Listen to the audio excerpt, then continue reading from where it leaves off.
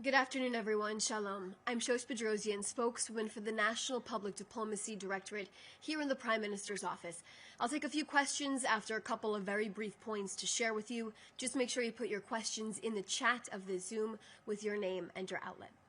It is Thursday, October 23rd, and today is day 748 since Hamas launched its brutal war on Israel. It has been 10 days since our 20 living hostages have returned home, and we're still waiting for the return of our 13 deceased hostages that are still in captivity right now. The urgency to bring them all home continues, as is a commitment Prime Minister Netanyahu has made from the beginning of this war. Let me start today with Israel's rejection of the ICJ's advisory opinion on the Hamas-infiltrated UNRWA. The ICJ chose to ignore our extensive evidence proving Hamas's infiltration into UNRWA. The United Nations has never investigated the full extent of this infiltration that took place specifically on the morning of October 7th and after it for the last 2 years. Israel will not cooperate with an organization that is connected and is actively engaging in terror activities, masked as an agency that helps people using its status as UNRWA to cover up its terror operations and direct connections with Hamas, the terror organization. We are at a point in time in history where moral clarity is a thing of the past, where upholding legal standards is optional, and listening and investigating true presented evidence is bypassed. Let me tell you some facts about UNRWA you probably know, but maybe are not reporting on it. The advisory opinion did not call out the terrorist activity that UNRWA has been involved in, with 12% of its employees part of Hamas. There is strong evidence Israel obtains that 18 UNRWA employees participated in the Hamas-led massacre on October 7th. Our hostages were also directly impacted by UNRWA employees, aka masked Hamas terrorists. 19-year-old Noah Marciano, who was kidnapped on October 7th, was murdered in an UNRWA hospital. 84-year-old Ditza Herman, also known and kidnapped on October 7th, was held by an UNRWA teacher. British citizen and 28-year-old Emily Damari was held by Hamas at UNRWA facilities during her captivity. And 21-year-old Jonathan Samarano's limp body was kidnapped by an UNRWA social worker on Kibbutz Be'eri after he was murdered by Hamas that horrific morning.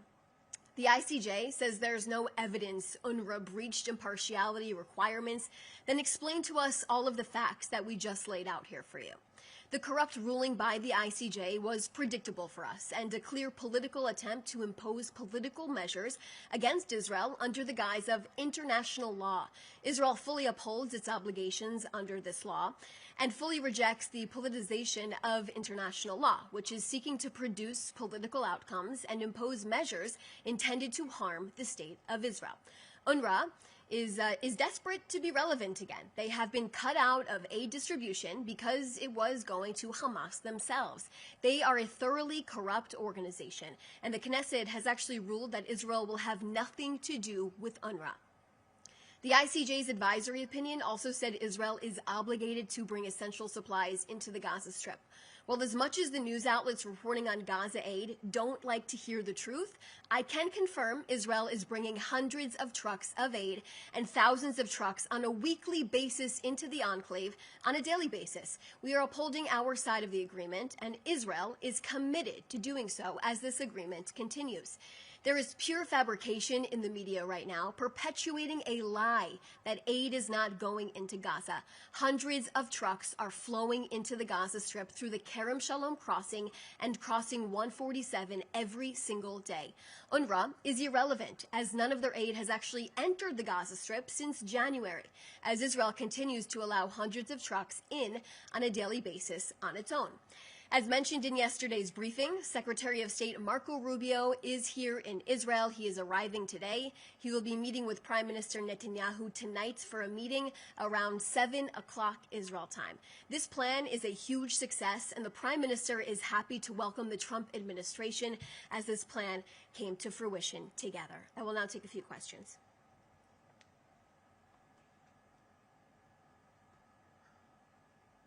Joel Pollack from Breitbart News, can you describe the significance of J.D. Vance's visit to Christian holy sites today?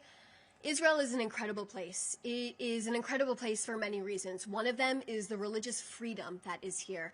Whether you are Muslim, whether you are Christian, and whether you are Jewish, you have an opportunity to go to these incredible holy sites. And that's the beauty and that's the magic of Israel. So the fact that Vice President Vance had this opportunity, this is something that's expected, and we welcome everyone to come to our holy sites here. We will continue to preserve them for moments as special as that one. What is your response? I don't know the name of this person who asked the question. It's just a number. What is your response to Secretary Rubio saying that the annexation of the West Bank threatens President Donald Trump's plan to end the conflict? And what is the government's position on this specifically? This is a democratic country. We welcome all opinions from all of our politicians here in the state of Israel, where people can speak their minds and support causes such as this one, the heartlands of the Jewish people.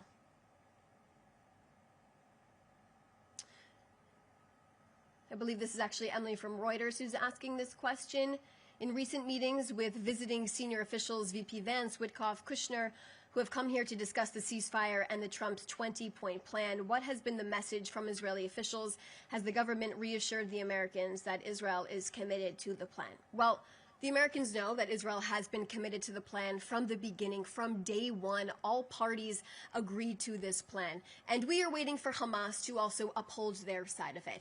But there, of course, is optimism. We want this plan to work out. We are hoping that the rest of our deceased hostages will be returned home. We are demanding for the remains of our 13 deceased hostages and are expecting Hamas to deliver on that, to bring home the rest of our remaining hostages that they committed to. Remember, under the 20-point plan, 48 hostages, all of our 48 hostages are expected to be released. There are 13 deceased hostages that have not come home yet, and we are expecting and demanding, as I've said over and over again the last few days during this week, for them to be returned. And the expectation is that Hamas fulfills their side of the agreement. But just the partnership between Prime Minister Netanyahu and President Trump and his incredible team, who continues to come here to work with us to fully implement this plan, this is the collaboration that is going on here, and it's a really positive thing, and these relationships are very close between both of these teams. Adam Parsons from Sky News, can you tell us what evidence you have that 1,400 members of staff at UNRWA are active Hamas members, and also when will you open the Rafah crossing? So in terms of the UNRWA, all of the details just some of the details actually that I laid out for you, a lot of this was obtained through intelligence and from documents the IDF have been able to put out. And this is exactly what we have been saying for the last 2 years. To think that an UNRWA social worker actually picked up the body, a limp body of one of our released hostages, Yonatan Samarano. Can you imagine a social worker doing such a thing, putting it into the back of a pickup truck? This surveillance video is actually online, and I suggest that media outlets can pull it and run it in their packages and in their newscasts today, because this was an UNRWA employee that did this, picking up a limp body of a man who was murdered by terrorists, who was fleeing. He was killed outside of Kibbutz Be'eri, thrown into the back of a truck, and his body kidnapped into the Gaza Strip.